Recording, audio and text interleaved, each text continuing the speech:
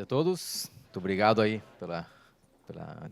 pelo convite aí da ANEEL, né, para fazer parte aí e apresentar esse trabalho. E esse conceito, né, de indústria 5.0. Mas primeiro me apresentando, né, então por que eu estou falando aqui? Né, eu sou um dos diretores desse grupo chamado Núcleo Engenharia Organizacional, que a gente fica na pós-graduação em Engenharia e Produção daqui da URGS, e aí o nosso objetivo é sempre transformar conhecimentos acadêmicos e aprofundados de indústria 4.0, digitalização, de forma geral, em conhecimento que possa ser aplicável, né? Então, por exemplo, aqui a gente tem a Jéssica, que inclusive agora está no Fraunhofer, lá na Alemanha, que ela estuda a parte de indústria 4.0 aplicada aos trabalhadores, né? Então, tem processos manuais, como esses processos continuem sendo manuais, mas mais produtivos, utilizando tecnologias. A Michele, por exemplo, a interação entre a indústria 4.0 e a sustentabilidade. E assim por diante. Então, a Verônica, por exemplo, fez toda a tese dela, agora está fazendo o pós-doutorado, em integração vertical. Então, sempre a gente está em contato com as empresas, com a indústria e também com instituições maiores e vendo, cara, qual que é a dúvida, né? Então, agora, no momento, a gente estava conversando aí com o Victor, a gente tem grandes dúvidas nas empresas sobre o conceito de Digital Twin. Beleza, então a gente tem um aluno de mestrado, 2 anos, estudando apenas o conceito de Digital Twin, né? Então, sempre respondendo a essas necessidades, e aí a gente volta para a sociedade, né, com esse conhecimento aplicado. Então, a gente já desenvolveu projetos com o Ministério da Indústria, da Ciência, Tecnologia e Inovação, com o Sebrae. A gente tem um projeto muito legal para levar a digitalização para as pequenas empresas. Atualmente, eu faço parte como consultor da ONU, da Divisão de Desenvolvimento Industrial, onde a gente tem levado digitalização e o conceito de digitalização para pequenas empresas em América Latina e Caribe, Bolívia, República Dominicana, né, diferentes lugares. E também a gente tem desenvolvido projetos mais aplicados, ajudando empresas a desenvolver a sua jornada de indústria 4.0. Então, aqui estão os colegas do Boticário, né, a gente está na segunda fase, agora iniciando a terceira fase, onde a gente ajudou o Grupo Boticário a estruturar o seu roadmap de tecnologias. Então, que projetos vão fazer no curto prazo, no médio prazo e no longo prazo. E aí, nas próximas semanas, a gente espera também, por exemplo, começar com a GM também a organizar esses conceitos, né, essas tecnologias. Então, a gente vê muitas empresas com muitas oportunidades de implementação de tecnologias. O que a gente faz é ajudar a organizar isso também com um olhar um pouco mais neutral, né, que a gente tem por ser da academia e não ser um vendedor de soluções. Dito isso, né, a gente entra aí no conceito de indústria 4.0, que obviamente não vou explicar para vocês, mas isso é muito legal, né? E aí o Victor me falou, né? Poxa, algumas empresas não chegaram ainda no nível da indústria 4.0, a gente está falando da indústria 5.0, né? O que tem de errado na indústria 4.0 para que a gente precise, ou a gente não, né? A Comissão da União Europeia definiu esse conceito super recente, 2021, né? No início de 2021, um primeiro documento explicando o que era a indústria 5.0, no final de 2021, um segundo documento explicando um pouquinho mais, né? O que tem de errado na indústria 4.0 para que a gente precise de uma 5.0? Qual que é o objetivo de vocês ao implementar as tecnologias da indústria 4.0? Tiver que falar uma palavra assim. Por quê? Por que implementar as tecnologias? Ou se a gente quiser colocar dentro desse guarda-chuva da indústria 4.0 os próprios APS, né? Vou passar isso aqui. Por quê? Otimizar, beleza? Que mais? Por quê? Aumento de eficiência. Perfeito. Então, né? Aí a apresentação mudou um pouquinho as letras, né? Não foram essas letras que eu escolhi, tá? Só para avisar. Mas aí eu perguntei para a inteligência artificial, né? Para o Gemini, a inteligência artificial do Google, eu falei, não o que tem de errado da indústria 4.0, mas eu perguntei para ele qual que são as palavras mais associadas com objetivos da indústria 4.0, né, nas buscas da internet, né? Então, eu fiz esse prompt, né? Perguntei para ele, e aí ele me trouxe uma lista, né? Eu pedi para ele de maior aparição na internet das palavras relacionadas com os objetivos da indústria 4.0. E aí, como bem foi colocado, né? Aumento de eficiência, aumento de produtividade, aumento de qualidade, e não tem nada de errado com isso, com aumentar a eficiência, com aumentar a produtividade, com aumentar a qualidade. Mas o que acontece, o que a gente poderia falar que não está na melhor forma, no momento que a gente está hoje, é que a gente desce, e lá, né, no 7º lugar, aparece a sustentabilidade. Né? Então, e depois tem mais umas palavras, mas, por exemplo, o melhorar o bem-estar do ser humano não aparece na lista das 10 objetivos relacionados à indústria 4.0. Então, não tem nada de errado com a indústria 4.0. E já colocando aqui na definição, tá, de indústria 5.0, para que fique claro e aí a gente possa debater sobre esse assunto, a indústria 5.0, eles deixam muito claro nessa proposta da Comissão da União Europeia de que não é a 5ª revolução industrial. Né? A indústria 5.0 ela não é uma proposta da 5ª revolução industrial. Ela só fala que ela quer dar um viés diferente para quem implementa a indústria 4.0. E ele fala, reconhece o poder da indústria para alcançar objetivos sociais, né, além do emprego e crescimento, né, como um provedor resiliente de prosperidade, fazendo que a produção respeite os limites de nosso planeta e o bem-estar do trabalhador. Né.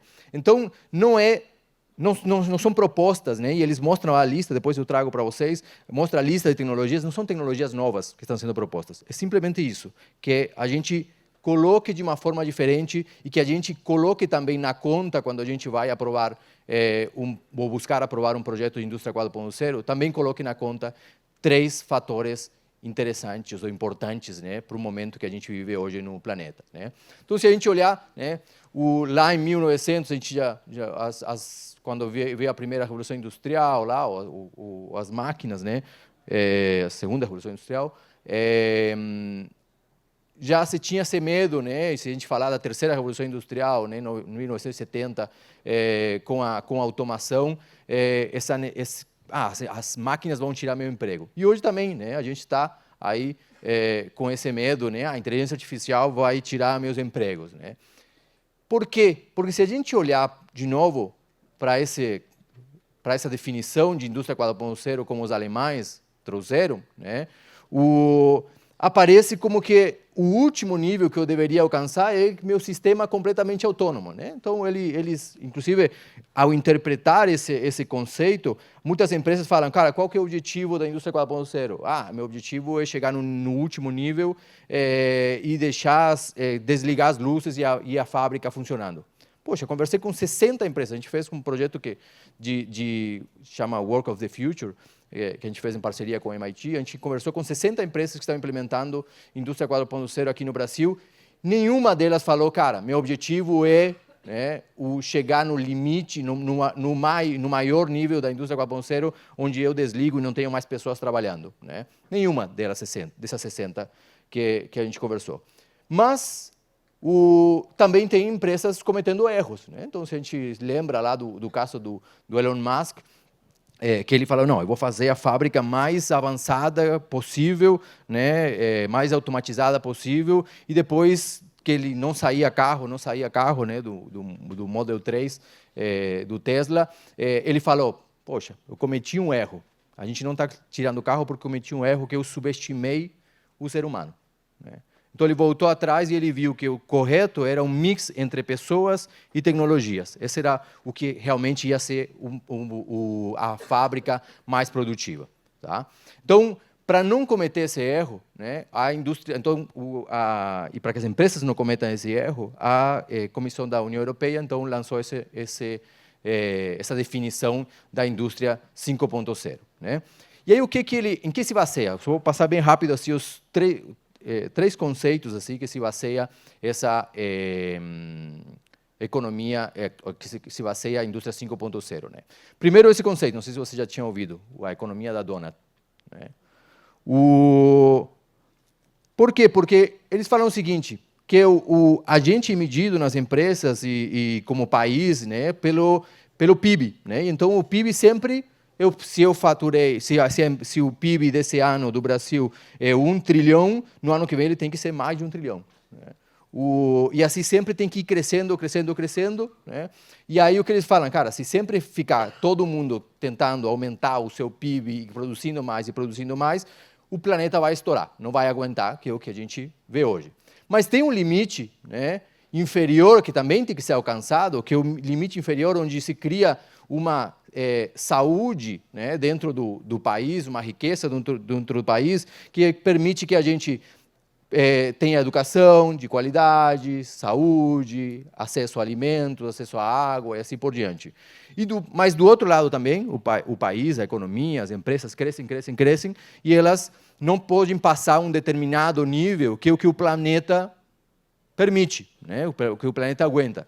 Então, o que realmente a gente vê hoje é países, se a gente citar um, por exemplo, o Haiti, não gera riqueza dentro do próprio país para ter o mínimo, né, das necessidades, atender o mínimo das necessidades da população. Mas, do outro lado, a gente tem outros países ricos que causam, né, que extrapolam e que causam problemas climáticos, conversão da terra e assim por diante. Então, esse é um primeiro conceito associado à indústria 5.0. Daí nasce a indústria 5.0. Tá?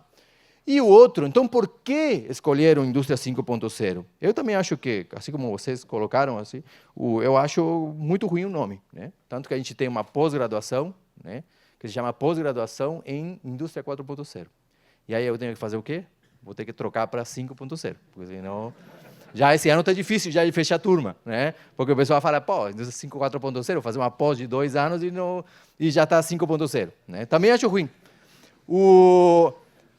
Mas ele não vem, né? Eles explicam lá que ele não vem do conceito de indústria 5.0, senão que ele vem como a continuidade da 4.0, senão que ele vem por causa da sociedade 5.0. Né? Então, a sociedade 5.0, por que 5.0? Porque a primeira sociedade foi a da caça. Depois, na sociedade 2.0, o ser humano se deu conta de que ele não precisava sair atrás dos animais, que podia plantar, né, e ficar no local. Depois, a sociedade industrial. Hoje, a gente vive na sociedade de informação. E aí, a sociedade 5.0, eu trouxe um vídeo para explicar o conceito. The fourth industrial revolution will enable us to create a new society. Artificial intelligence will transform the big data collected through the Internet of Things into new wisdom. Society 5.0, a technology-based, human-centered society. The fourth industrial revolution will raise our standard of living and solve various challenges we face. It will, for example, free us from the stress of driving, allowing us to safely visit anyone, anytime. We will have access to the latest medical advancements at a low cost, no matter where we are. AI and robots will enhance human ability and expand our infinite possibilities, helping us enjoy more fulfilling lives. Society 5.0, for the betterment of human lives. Essa última frase, ela resume bem o objetivo da indústria 5.0, que não é a gente que está a serviço da tecnologia, sino que a gente tem que olhar como essa tecnologia vem para estar ao serviço das pessoas. Né? Então, os 3 pilares da indústria 5.0 são esses 3 pilares que eles apresentam. Né? Então, centrado no humano, uma indústria centrada no humano, uma indústria mais sustentável no sentido especificamente ambiental, né, porque aqui já está o social, e uma indústria mais resiliente. Se a gente pegar o primeiro pilar, né, que é o centrado no humano, é justamente isso. Né? Quando eu vou escolher uma tecnologia, eu vou escolher essa tecnologia pensando em que impacto ele vai ter nas pessoas. Né? Então, no momento que eu me permito e que eu falo, cara, não, a indústria 4.0 não é o objetivo de tirar as pessoas de dentro da fábrica. Essa pessoa vai continuar lá trabalhando dentro da fábrica. Então, como eu posso implementar tecnologias que ajudem, né, a que essas pessoas que estão na fábrica sejam mais produtivas? Né? Isso aqui eu vou passar porque a gente está com um pouquinho de tempo, mas então, olha as coisas, né? Aqui eu tirei aqui do Hoffman, lá, quem era o diretor, o gerente, né, de automação do Boticário, e ele falou uma frase numa das palestras que eu assisti dele e das conversas, que no Grupo Boticário, se tem uma atividade que é considerada inadequada para a pessoa, seja por problemas ergonômicos, ou seja porque a tarefa é repetitiva demais, que vai cansar demais a pessoa, isso se automatiza, sem olhar se tem payback ou não tem payback, né?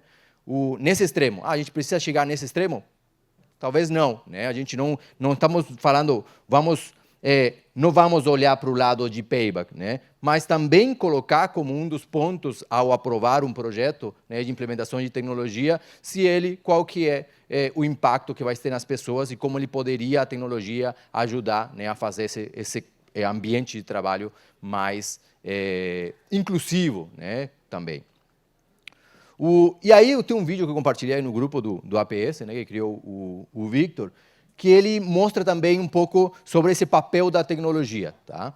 Então aqui o CEO da NVIDIA, ele passa uma mensagem bem que eu achei muito interessante. I'm going to say something, and it's going to sound completely opposite of what people feel. Over the course of the last 10 years, 15 years, almost everybody who sits on a stage like this would tell you it is vital that your children learn computer science. Everybody should learn how to program. And in fact, it's almost exactly the opposite. It is our job to create computing technology such that nobody has to program, and that the programming language is human. Everybody in the world is now a programmer. This is the miracle of artificial intelligence. The countries, the people that understand how to solve a domain problem in digital biology, or in education of young people, or in manufacturing, or in farming, those people who understand domain expertise now can utilize technology that is readily available to you. You now have a computer that will do what you tell it to do. It is vital that we upskill everyone, and the upskilling process, I believe, will be delightful, surprising. O que interessante, né?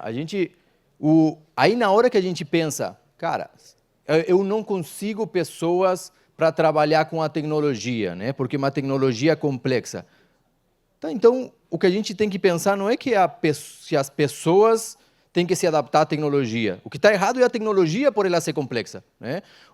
Então, a gente pensa em como a gente pode facilitar para que a tecnologia seja mais fácil de ser utilizada. E aí eu trago esse exemplo de como programar um robô, né? Então, vocês vão ver, né? Agora, né? Como programa esse robô para fazer atividade? Coloco umas mãozinhas, né? Aí eu faço a atividade, coloco depois as mãozinhas no robô e o robô vai repetir a atividade que eu preciso que ele repita, né? Então, nessa facilidade, né? Tanto que a gente sempre vai tá vendo, né? Passando de antes a gente precisava, por exemplo, fazer a codificação, se a gente queria fazer um dashboard, precisava programar em Visual Basic, depois passou isso para um low code, onde a gente montava quebra-cabeças, e hoje a gente trabalha muito software apenas com um no code, né? Cara, não precisa saber nada de programação para poder fazer a programação, né? Ou para poder utilizar o software. Então, esse é o objetivo dessa visão do human-centric. E aí, rapidinho, a sustentabilidade também, né? É outro pilar. Então, de novo, eu tenho a tecnologia A, eu tenho a tecnologia B. Na hora de escolher entre a tecnologia A e a tecnologia B, vou ver como ela aumenta a eficiência, como ela aumenta a qualidade, como ela aumenta a produtividade, mas também vou ver como ela aumenta a sustentabilidade. Essa tecnologia A, ela é mais ou menos sustentável do que a tecnologia B, né? E aí, eu trago, né, de novo aí o exemplo dos colegas do Grupo Boticário. Quando a gente montou o roadmap, a gente definiu 49 projetos no curto e médio prazo, né, que deveriam ser desenvolvidos, que poderiam ser desenvolvidos para avançar na indústria 4.0. E na hora de organizar eles numa matriz de esforço e impacto, um dos fatores do impacto, a gente olhou para 10 indicadores que a fábrica podia contribuir, né, na hora desses 10 metas, de todas as metas que tem o Boticário, né, 10 metas que poderia contribuir, e a equipe da indústria, né, falou, não, a gente também tem que colaborar com as metas de sustentabilidade e diversidade. Então, 40 dos 49 projetos ajudam a sustentabilidade, 24 dos 49 projetos ajudam a melhorar a diversidade na linha de produção.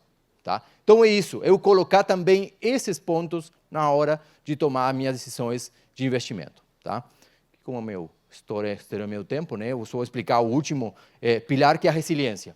Também, eu posso automatizar ao máximo minha linha de produção e eu vou alcançar o máximo de produtividade. Mas eu vou alcançar o máximo de flexibilidade se eu automatizo ao máximo a linha de produção?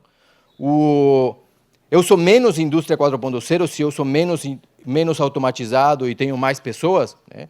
E aí conto um caso que me chamou muita atenção. A gente foi com uma pessoa fui visitar a fábrica da Whirlpool, com uma pessoa do Ministério da Indústria. E aí a fábrica da Whirlpool, similar, por exemplo, se vocês visitarem a fábrica do Boticário, tem muitas pessoas, né? Por quê? Porque na linha de produção da Whirlpool, cara, passa fogão de diferentes tipos, passa geladeira, passa máquinas de lavar, né? E as pessoas conseguem, dependendo de como vai mudando esse ciclo, as pessoas vão se adaptando e fabricando outros tipos de produtos, né? Mas quando a gente passou pela linha de produção da Whirlpool, o comentário que fez essa pessoa do Ministério de Indústria foi, viu, eles falam que são indústria 4.0, mas tem um monte de pessoas na linha de produção. Poxa, não é uma ou outra coisa, né? Na verdade, ele tem mais pessoas na linha de produção porque ele precisa ser mais resiliente, precisa ser mais flexível pelo tipo, né, de produto que desenvolve, né? Então, a gente não se obriga a tirar as pessoas. Tá? Então, tem que passar essas aqui, depois a gente pode debater sobre esse assunto, mas em conclusão, né? Então, as tecnologias, elas não são elas são o meio, né? Não são o fim. A gente não quer implementar a tecnologia por si, né? E as tecnologias em si, elas não resolvem problemas. São as pessoas que resolvem problemas utilizando as tecnologias, né? Então, isso que busca trazer essa indústria 5.0. Tá? Então, muito obrigado. Tive que correr aí no último minuto. Valeu.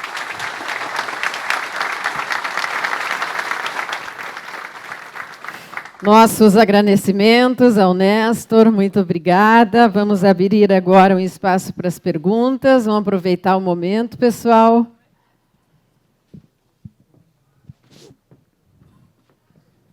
E depois que eu falei, para instigar um pouquinho, depois que eu falei da definição de indústria 4.0, ou de 5.0, vocês viram as empresas de vocês, então, na indústria 5.0 já? Podendo se definir como indústria 5.0? No caminho, né? Por quê? Porque justamente isso, né? O objetivo não é falar, a gente está longe da indústria 5.0. Não, na minha empresa a gente leva em consideração as pessoas, né? Na minha empresa a gente, quando toma a decisão de implementar as tecnologias, olha para a sustentabilidade. Beleza, então eu estou na indústria 5.0, né? Esse é o viés, né, dessa definição. Tem um microfone, por gentileza, aqui na frente. Já está. Obrigada. Tu comentou sobre a não necessidade de sempre querer crescer mais e mais, porque isso nem é sustentável, né? E para os países, eu acho que é mais fácil da gente conseguir entender que talvez não existe exatamente uma concorrência entre os países, embora exista de certa forma. Mas quando a gente leva isso para a iniciativa privada, né? Empresas de ramos parecidos concorrendo em mercados parecidos. A empresa que parar de crescer, naturalmente, ela tem menos chances de sobreviver no longo prazo, né? Como é que levar esse não desejo de crescer, né, para sempre na iniciativa privada? Eu colocaria como um crescimento sustentável, né? Então, se esse crescimento ele é em detrimento das pessoas e ele é em detrimento da sustentabilidade ambiental, então eu deveria ficar no patamar que eu estou. Então, eu me permito crescer sempre que eu respeito esses limites. Então, o que a gente está vendo várias empresas fazendo hoje, quando olham para o ESG? Fala, eu estava contaminando mais do que eu deveria, poluindo mais do que eu deveria com o meu produto. Então, ele diminui a pegada de carbono, mas mesmo assim continua crescendo, né? Então, acho que esse seria o caminho, né? Muito obrigada. Lá ao fundo, por gentileza. Bem rapidinho, só um pequeno comentário à pergunta do colega aí. As empresas não precisam crescer para continuar sobrevivendo. As empresas precisam inovar.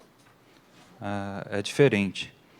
Você pode ser enorme, gigante, mas se você não cortar o ciclo de inovação dentro da empresa, você fatalmente morrerá. E a sustentabilidade faz parte desse processo. Inovação sem sustentabilidade não chega a lugar nenhum. Perfeito, muito bem colocado. Fazer mais com menos. Temos?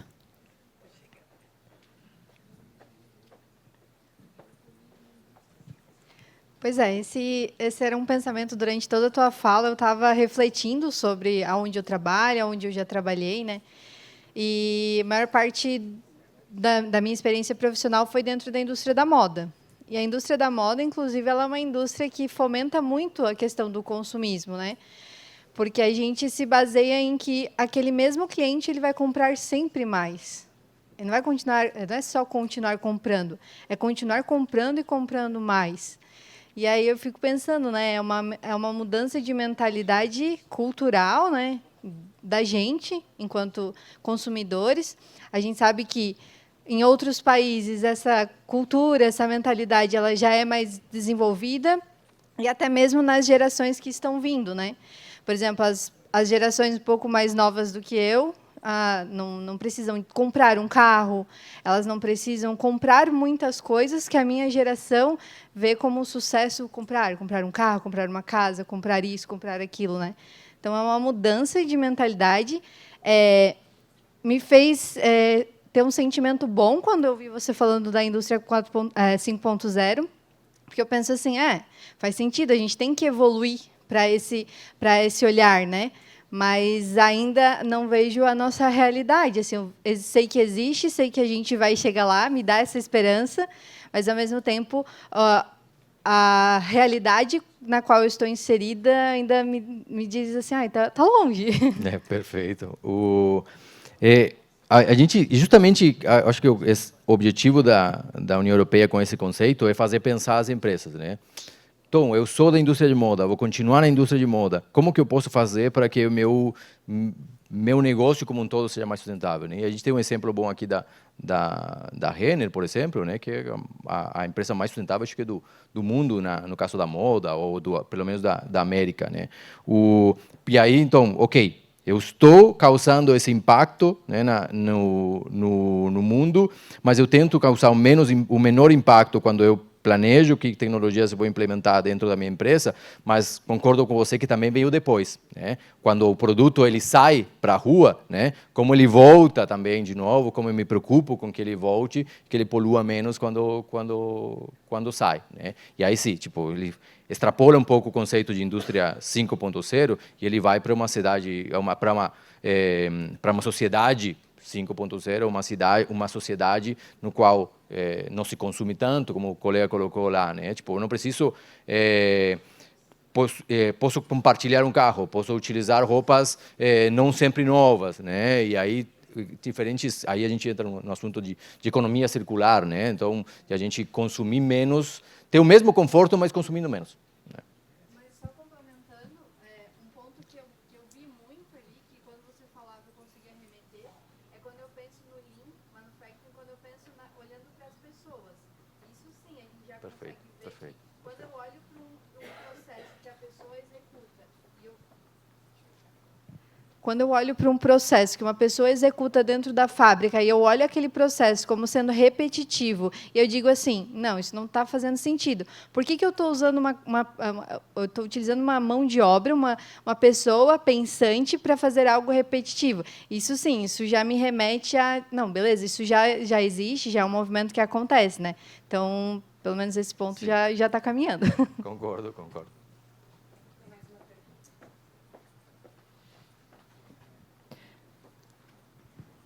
Olá, boa tarde. Fiquei com uma dúvida com a questão da empresa, da sociedade 5.0, né? Então, assim, pegar um exemplo, hoje a gente tem os carros elétricos, tá? Se inundando de carro elétrico rapidamente. Por um lado, a energia não vai poluir pela queima do combustível, mas tem toda a questão do depois, né? O que fazer com esse lixo, o que fazer com essa consequência. E aí, pegando o link da questão da moda também, né? Tem a sociedade tentando sim, as indústrias tentando sim fazer o seu processo melhorar, pensando na sustentabilidade, mas não deveria também ter uma camada aí forte de educar o que fazer depois com esses produtos? Sim. Justamente isso, né? O papel da indústria para ter uma sociedade mais sustentável. Né? Então, justamente, eu não simplesmente falar, ok, vou lançar meu produto ao mercado e aí depois alguém ou outra pessoa que se preocupe com o lixo que ele está gerando, senão pensar em todo o ciclo. Né?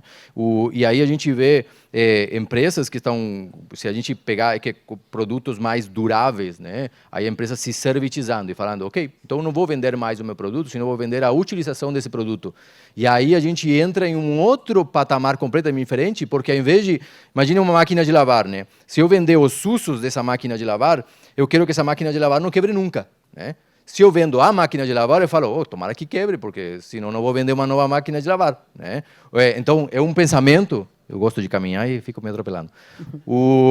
É um pensamento diferente, né? Mas que ele, num primeiro momento, né, que a gente trouxe aqui, a gente dentro da fábrica, a gente não é isento disso, né? A gente tem o nosso papel para com esses objetivos da sustentabilidade, se a gente quiser dizer, né, os objetivos sustentáveis da ONU. Mas não é só dentro da fábrica, senão que a gente tem que pensar no próprio produto e aí a gente vai criando todo um ecossistema que permita o que a gente não pode negar é que está difícil, tipo, o planeta realmente a gente está vendo cada vez mais perto, né, os impactos dos problemas de sustentabilidade, então temos que tomar mão no assunto também, né? Uma última pergunta aqui. Obrigada. Pode se levantar, por gentileza. Claro. Néstor, parabéns. Excelente Obrigado. Apresentação. Eu venho também, Mariana, da Siemens Software. Parabéns a todos da ANEEL aí pelo evento. Eu venho também desse setor. É muito bom ver de braços dados tanto o setor industrial quanto o acadêmico. Isso tem que acontecer cada vez mais, então, excelente. Na verdade, é um misto de pergunta e comentário, né?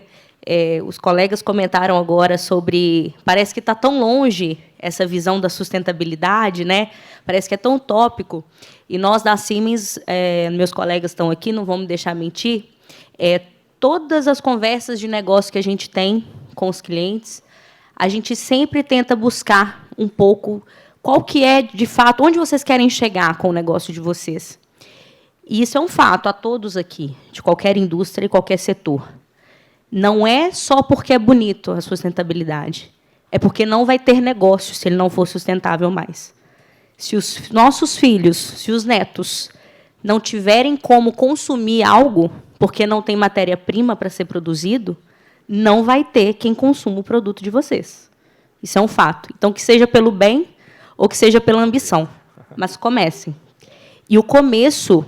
e é legal porque as coisas começam a conversar, ele não vai ser possível se vocês não estiverem mapeando chances de melhoria. E vocês não vão mapear chances de melhoria se vocês não tiverem coleta de dados, se vocês não tiverem sistemas de digitalização, como um OpCenter, como o N-Plan e outros que a gente demonstrou aqui hoje. Então, o dado é o maior ativo de vocês, para entrar no mundo da sustentabilidade e pensar em modelos de novos negócios. As a service, como você mesmo comentou. Então, eu queria... É um comentário, mas também uma pergunta. Tem procura da indústria com vocês nesse sentido? O conselho é esse mesmo, digitalizar, porque, às vezes, a gente vai tanto lá na frente e a base não está coletada, né? Eu não consigo mudar o que eu não conheço. Então, como é que vocês aconselham? Muito legal, muito bom comentário. Sim, a gente tem sido mais procurado por isso, né? Então, a gente tem uma empresa de cosméticos, que não é o Boticário, é outra grande, né? Então, é a Natura, né? Mas que a gente está desenvolvendo um projeto, assim, né? Onde a gente está buscando entender o impacto das tecnologias na sustentabilidade. E quando a gente fez as primeiras reuniões, agora é um projeto de mestrado, quando a gente fez as primeiras reuniões, a pessoa já veio, né, a gente queria saber o impacto das tecnologias, né, essa tecnologia que você implementou, ela foi melhor ou pior, né, nos indicadores de sustentabilidade? E aí, na primeira reunião, o pessoal já trouxe os dados, né? E ele falou que tenho todo o histórico. Nunca olhei para se aquela tecnologia impactou ou não impactou. Mas eu tenho os indicadores, eu tenho. Então, poxa, tá, então que data você implementou tal tecnologia? Ok, vamos lá e vamos ver como que o teu indicador mudou. Pronto. Muito mais fácil, né? Não está começando do zero, ele já está analisando o passado graças a esses dados que tem, né? E outros, então, sim, os dados sempre vão ser a base para que a gente possa tomar decisões acertadas, né? E um outro ponto, assim, disso que foi falado da academia, né? Como a academia tem se aproximado mais da indústria e vice-versa. Ontem, por exemplo, eu estava na John Deere, né? E aí um projeto que foi encomendado de pesquisa era que tecnologias eu posso implementar na fábrica para ter uma maior inclusão. Então, se eu tenho uma pessoa cega, que tecnologias permitiriam ela trabalhar na fábrica ou que tecnologias permitiriam ela fazer atividades administrativas? Se ela é uma pessoa surda, que tecnologias permitiriam, sabe? Então, esse tipo de olhar eu não tinha recebido antes essa demanda, sabe, de uma empresa. E agora não. Eu quero ser uma empresa mais diversa e eu queria saber como a tecnologia poderia me ajudar nisso, né? Então, realmente, acho bem interessante isso, né? Uma salva de palmas ao nosso convidado, Néstor. Obrigado.